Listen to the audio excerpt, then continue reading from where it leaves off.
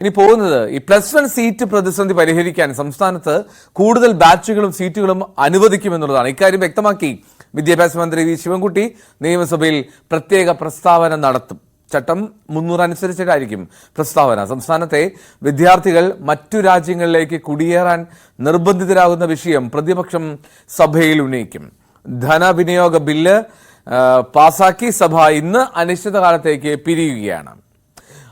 V Arun റെഡിയാണ് നമ്മോടൊപ്പം തിരുവനന്തപുരത്ത്. അരുൺ, ഇന്ന് സഭ എത്ര മണി വരെയുണ്ട്? മാത്രമല്ല, ഈ +1 സീറ്റ് പ്രതിസന്ധി അത് വലിയ തോതിൽ പ്രതിഷേധങ്ങൾക്കുമൊക്കെ ഇടയാക്കിയ സംഭവമാണ്. ഏറ്റവും ഒടുവിൽ അങ്ങനെ ഒരു സീറ്റ് പ്രതിസന്ധി ഇല്ല എന്ന് പലകുറി ആവർത്തിച്ച മന്ത്രി ഇന്ന് കൂടുതൽ ബാച്ചുകൾ അനുവദിക്കാനുള്ള പ്രഖ്യാപനം നടത്തുമെന്നാണോ? സംസ്ഥാനത്ത് +1 സീറ്റ് ക്ഷാമം തുടരുകയാണ്. സർക്കാർ ക്ഷാമം ഉണ്ടാകില്ല എന്ന് പറയുമ്പോഴും ഇപ്പോഴും പ്രതിസന്ധി തുടരുന്നുണ്ട്. വലിയ പ്രതിഷേധങ്ങൾ പല ഭാഗത്തും ഉണ്ടായിട്ടുമുണ്ട്. ഇന്ന് നിയമസഭാ സമ്മേളനം അവസാനിക്കുന്നതിന് മുമ്പ് ആ പ്രതിസന്ധിക്ക് ഒരു പരിഹാരം കാണാനാണ് സർക്കാർ ശ്രമം. പരിഹാരം കാണുമ്പോൾ സ്വാഭാവികമായും നിയമസഭയെ അറിയിക്കുക, നിയമസഭയിലടക്കം വലിയ വിഷയമായി വന്ന കാര്യമാണ്. അതുകൊണ്ട് തന്നെ എങ്ങനെയാണ് പരിഹരിക്കുന്നത്, എന്താണ് സർക്കാരിനുള്ള ഫോർമുല എന്ന കാര്യം കൃത്യമായി തന്നെ ഇന്ന് നിയമസഭയിൽ വിദ്യാഭ്യാസ മന്ത്രി വി ശിവൻകുട്ടി വ്യക്തമാക്കും. ചട്ടം 300 അനുസരിച്ചുള്ള പ്രത്യേക പ്രസ്താവനയിലൂടെയാണ് മന്ത്രി ഇക്കാര്യം സഭയെ അറിയിക്കുന്നത്. ഇന്ന് വളരെ പ്രതീക്ഷയോടുകൂടി വിദ്യാർത്ഥി രക്ഷാകർത്താക്കൾ കാത്തിരിക്കുകയാണ് അതിന്. കാരണം വലിയ പ്രതിസന്ധി പ്രത്യേകിച്ച് മലബാർ മേഖലയിൽ വലിയ രീതിയിൽ ഉണ്ട്. അതുകൊണ്ട് തന്നെയാണ് ആ ഒരു പ്രശ്നം പരിഹരിക്കാൻ സർക്കാർ നിലപാട് എടുക്കുന്നത്. ഏതൊക്കെ ജില്ലകളിൽ, മലപ്പുറം ജില്ലയിലാണ് അധിക ബാച്ചുകളും കാസർഗോഡും അധിക ബാച്ചുകൾ ഉണ്ടാകുമെന്ന സൂചനയുണ്ട്. കാസർഗോഡ്, മലപ്പുറം ജില്ലകളിലാണ് പ്രധാനമായും പ്രതിസന്ധി ഉള്ളത്. അതുകൊണ്ട് തന്നെ അവിടെ കൂടുതൽ ബാച്ചുകൾ ഉണ്ടാകും. സീറ്റുകൾ അനുവദിക്കാൻ തയ്യാറാണ് സർക്കാർ നേരത്തെ വ്യക്തമാക്കിയിരുന്നു. അതാണ് പ്രധാനമായും സഭയിൽ നിന്ന് പ്രതീക്ഷിക്കാവുന്ന ഒരു നടപടിക്രമം.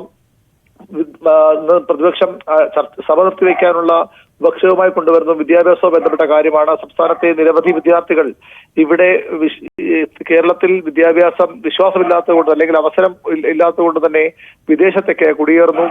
കേരളത്തിന്റെ യുവ ജനത ഒരുപക്ഷെ 18 വയസ്സാവുന്നതിന് മുമ്പ് തന്നെ ഇവിടെ നിന്ന് കുടിയേറിപ്പോകുന്ന ആളുകൾ ഉണ്ടെന്ന് നേരത്തെ പഠന റിപ്പോർട്ടുകളൊക്കെ ഉണ്ട്. അതുകൊണ്ട് തന്നെ അത്തരം വിദ്യാർത്ഥി കുടിയേറ്റം വലിയ ആശങ്ക സൃഷ്ടിക്കുന്ന കാര്യമാണ് എന്ന് പറഞ്ഞുകൊണ്ട് പ്രതിപക്ഷം നോട്ടീസ് നൽകും. മാത്യു കുഴൽനാടനാകും ഈ നോട്ടീസ് അവതരിപ്പിക്കുക. കേരളക്കാരെ കുറെ ആളുകളെ ചർച്ച ചെയ്യുന്ന വിഷയം കൂടിയാണത്. അതും സഭയിൽ സർക്കാർ ചർച്ചയ്ക്ക് പോകുന്ന വ്യക്തമല്ലെങ്കിൽ പോലും പ്രതിപക്ഷത്തിന്റെ നോട്ടീസ് ആ വിഷയത്തിൽ ഉപക്ഷേപം പ്രതിപക്ഷം കൊണ്ടുവരും. ഉന്നത വിദ്യാഭ്യാസ മന്ത്രി അടക്കമുള്ളവർ അതിന് മറുപടി പറയുകയും ചെയ്യും. സഭാ നടപടികൾ പൂർത്തിയാക്കി അനിശ്ചിതകാലത്തേക്ക് ഇന്ന് പിരിയും. നേരത്തെ 24-ാം തീയതി വരെയാണ് ചേരാൻ തീരുമാനിച്ചിരുന്നെങ്കിലും 2 ആഴ്ച മുമ്പ് ചേർന്ന BSc യോഗം അത് 11-ാം തീയതി പിരിയാൻ തീരുമാനിച്ചിരുന്നു. അതും ഇന്ന് കൂടി സഭാ സമ്മേളനം അവസാനിക്കുകയാണ്. നിരവധി വിഷയങ്ങൾ ഉയർന്നു വന്ന ഒരു സഭാ സമ്മേളനമാണ്. ആരോപണ പ്രചാരണം കൊണ്ട് പക്ഷം, അതായത് ലോക്സഭാ തെരഞ്ഞെടുപ്പിന് ശേഷം രാഷ്ട്രീയ നിലപാടുകൾ പ്രഖ്യാപിക്കാൻ ഇരുപക്ഷത്തിന് അവസരം കിട്ടിയത് ഈ നിയമസഭയിലാണ്. ആ രീതിയിൽ വളരെ ശ്രദ്ധേയമായ പല ചർച്ചകളും നടന്ന ഒരു സഭാ സമ്മേളനത്തിനാണ് ഇന്ന് അവസാനമാകുന്നത്. റൈറ്റ്. സഭാ സമ്മേളനം അതിന്ന് പിരിയും. എന്നാലും ഈ കൂടുതൽ +1 ബാച്ചുകൾ എന്നുള്ള പ്രഖ്യാപനം വിദ്യാഭ്യാസ മന്ത്രി ഇന്ന് സഭയിൽ റൂൾ 300 പ്രകാരം അറിയിക്കുമെന്നുള്ളതാണ് മറ്റൊരു പ്രധാനപ്പെട്ട കാര്യം.